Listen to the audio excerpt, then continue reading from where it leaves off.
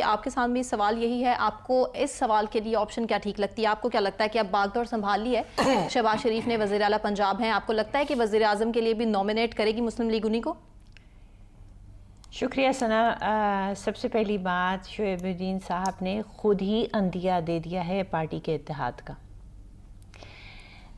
کہ جو مرضی ہو جائے، زمین کھل جائے، آسمان گر جائے، یہ مخالف لوگوں میں گنے جاتے ہیں نا، انہوں نے خود بتا دیا ہے کہ یہ دو کہ جو کچھ ہو رہا ہے وہ سب کچھ کلیئر ہے، نہیں کہ یہ دو بھائی جو مرضی ہو جائے، مرنا جینا اکٹھا ہے، مر بھی سکتے ہیں، جی بھی سکتے ہیں، یہ علیحدہ نہیں ہو سکتے۔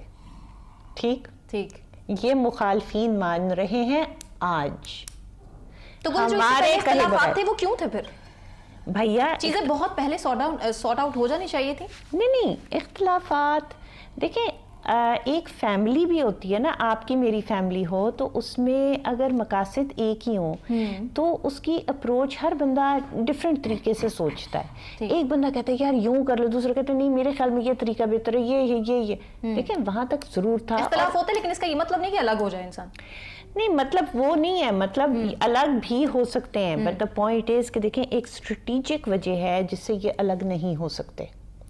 وہ وجہ یہ ہے کہ دیکھیں اسٹیبلشمنٹ پسند تھوڑا قدرے شہباز کو کرتی ہے، ٹھیک اچھا، اور جو بیانیہ ہے وہ نواز کا مقبول ہے۔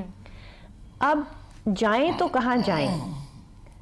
چلنا دیکھیں نا، چلنا اکٹھے پڑے گا، کیونکہ جو شہباز صاحب ہیں وہ جتنے مرضی پسندیدہ اسٹیبلشمنٹ کے آدمی ہوں، وہ پارٹی اس لیے نہیں چلا سکتے کہ ووٹ نواز کا ہے۔ تو دس از دا ایشو۔ اور آپ نے یہ دیکھا بھی ہے کہ جو بیانیہ جو لوگ کہتے تھے نا جی نیویں چلتے رہو، یہ کر لو، گزار لو، مشکل وقت فلاں، دیکھیں